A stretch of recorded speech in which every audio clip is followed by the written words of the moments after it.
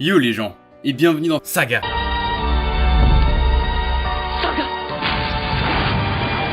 Émission qui analyse la totalité d'une œuvre. Bon, là je triche un petit peu vu que c'est un one shot. Mais tous les Inuyasha, One Piece, Naruto, ce sera ici. Aujourd'hui, on parle pas d'un sujet d'une bassesse intellectuelle comme Ginta merde. On parle de ma lecture préférée de 2016. Alors je sais qu'il n'est pas sorti en cette année-là, mais bien en 2014. Mais c'est bien en 2016 que je l'ai trouvé dans ma petite librairie avec son bandeau publicitaire, approuvé par Akira Toriyama. Mais d'abord, commençons les présentations. Sans aller à l'école, je suis devenu mangaka est un manga écrit et dessiné par Shioichi Tanazano, qui n'a écrit que ce manga pour l'instant. Pas besoin de biographie, car Sans aller à l'école je suis devenu mangaka est une semi-autobiographie de l'auteur. Sinon, l'œuvre a été prépubliée dans le magazine Web Comic Action pour finalement être éditée chez la Futabasha au Japon et Akata chez nous. Et finalement, Sans aller à l'école je suis devenu mangaka, qu'est-ce que ça raconte ? Masatomo Tanahashi est un petit garçon de 7 ans. Il passe toutes ses journées chez lui, cloîtré dans sa chambre, avec pour seul plaisir regarder les autres enfants jouer entre eux, ce qui produit un effet cathartique chez lui, c'est-à-dire qu'en voyant ces jeunes s'amuser, cela comble son manque affectif. Il y a un mois de cela, Masatomo n'arrivait pas à comprendre ce que sa prof lui demandait. Se souvenant des conseils de sa prof de maternelle, il se leva et alla lui demander qu'il ne comprenait pas les devoirs. Dans l'incompréhension la plus totale, il se prit une énorme gifle. Perturbé par cet acte, il se mit alors à répéter ce qu'il n'avait pas compris. C'est alors qu'il se prit une seconde gifle. J'ai mis 2 grosses gifles de cow-boy. C'est comme ça que commence sa névrose. Il aura des mal de crâne insoutenables. Il aura peur que cette situation se reproduise, surtout que les devoirs concernent ce que Masatomo n'a pas compris hier. Il a donc peur de se reconfronter à sa prof tyrannique. C'est le début de cette descente aux enfers. Ses migraines se transforment en cauchemars, personnifiés par un homme en noir, vêtu d'un large chapeau. On va lui faire passer des tests psychologiques. Résultat, aucun trouble. Le fait qu'il n'ait pas de maladie à proprement parler le tire encore plus. Il n'arrive plus à comprendre ce qu'il cloche. Si ce n'est pas une maladie, est-ce lui le problème ? Lors de son entrée en CE1, une solution a été trouvée. La prof ira le chercher, lui et son meilleur ami. Sur le trajet, pour le détendre, elle lui met le générique de Dragon Ball, son manga préféré. Mais attends,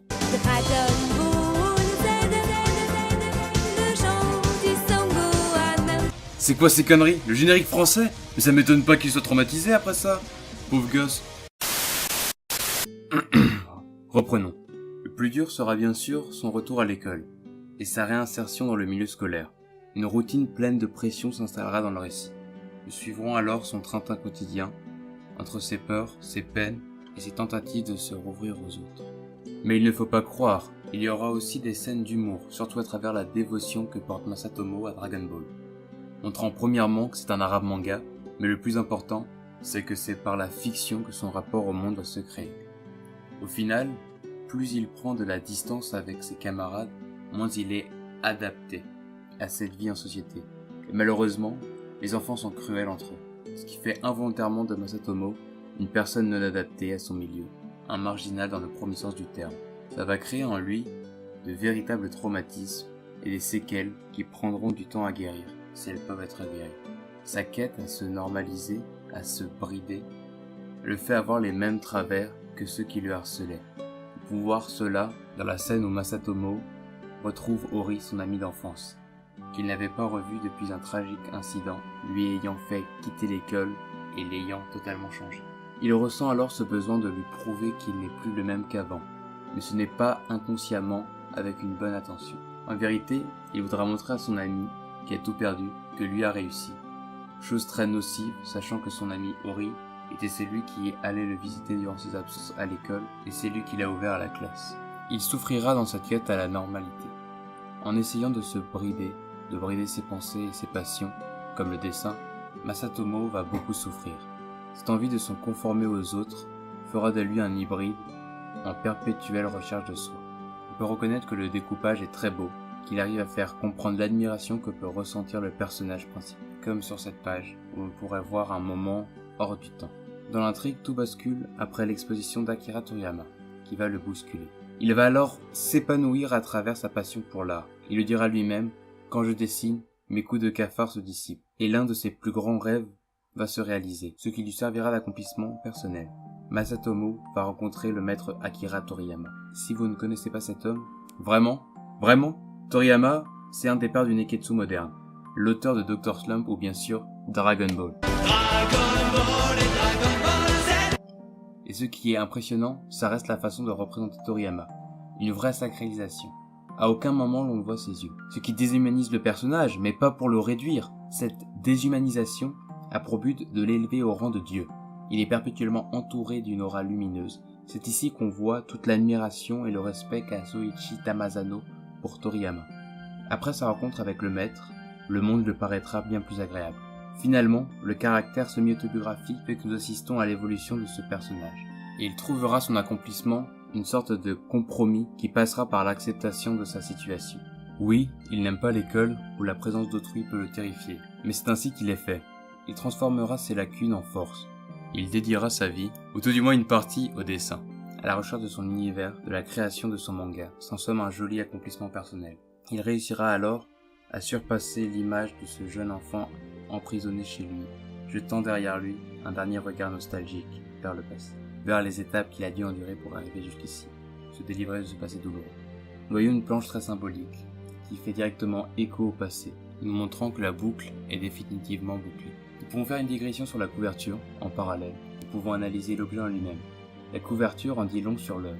Nous ressentons la peur sur le visage de Masato, avec une silhouette teintée d'une myriade de couleurs, pouvant symboliser son esprit artistique, sa capacité créative. On peut aussi voir une opposition faite avec la silhouette de l'homme en noir, mais seulement cette ombre de couleur se trouve derrière lui. Masatomo est tourné vers un blanc, froid, vide, pouvant symboliser son isolation, comme nous pouvons le voir sur nombreuses planches.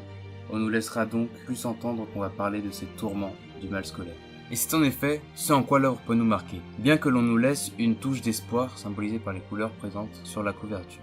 Nous pouvons d'ailleurs voir dans la postface que l'auteur semble complètement soigné de ce trouble, où il nous dira « Pendant la prépublication, plein de personnes m'ont dit « Ça va être douloureux de se remémorer ses souvenirs » ou « Ça a dû être dur, mais je n'ai jamais pensé que c'était si dur que ça. » Les années ont passé depuis et j'arrive à regarder cette histoire d'un point de vue objectif.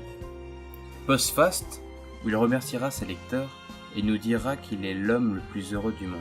D'ailleurs, c'est aussi dans cette postface qu'on aura le droit à une petite interview de Toriyama, car mine de rien, ce n'est pas très commun. Et il nous explique un peu son rapport à autrui, le fait que lui aussi il soit réservé. En tout cas, ce fut assez intéressant de le voir de cette façon-là. Après, nous pouvons relever quelques petits défauts, comme trop de cases avec uniquement un fond blanc, avec des trames. Ce genre de calque que l'on découpe pour créer une épaisseur. Les trames sont souvent ici un moyen de combler les arrière-plans, et d'occasionnellement ne pas les dessiner. Comme pour exemple Tite Kubo, l'auteur de Bleach, qui dessine lui aussi très peu les arrière-plans. Il se défendra en disant que seuls ces personnages et leurs mouvements comptent. Bon, après, ils peuvent être très bien utilisés, comme sur cette planche, où cet effet d'ombre l'isole, et le laisse dans une profonde solitude, là où le blanc immaculé de la fenêtre pourrait représenter une vision de liberté, où même les trames sont utilisées à la page 79, où elles servent à montrer graphiquement une plongée dans sa solitude, et qui renvoie directement au personnage qui l'hurle, c'est-à-dire l'homme en noir. Mais les trames ne sont pas le seul moyen de représenter ce vide, comme sur cette case. C'est assez simple, mais ça fonctionne bien. C'est un élément bien différent de son milieu. Un élément qui s'en dégage et qui n'arrive pas à exister dans son milieu.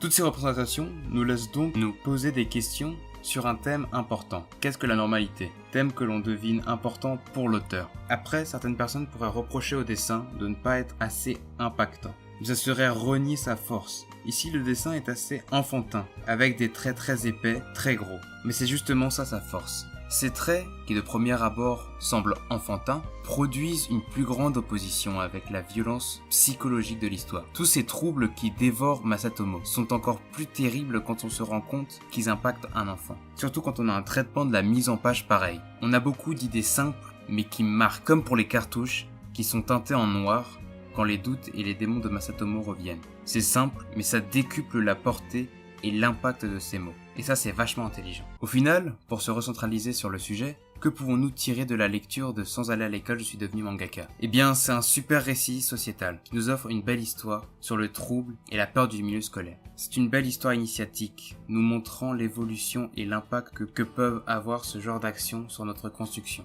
Donc, nous avons là une superbe œuvre qui nous parle d'exclusion et de différence. Et c'est ce qui fait qu'il peut être vachement cool à découvrir. En tout cas, si vous avez été ne serait-ce qu'un peu intéressé par la cohérence de mon discours. Non, reprenons. Cette œuvre assez boudée des lecteurs, et ça me ferait vachement plaisir. Voilà, c'était tout pour moi. J'espère que la vidéo vous aura plu. Si c'est le cas, si vous aimez, cliquez j'aime. Si vous aimez pas, grattez le cul. Parlez-en autour de vous. Apparemment, ça marche. C'était tout pour moi. C'était Baron Kumori. À la prochaine!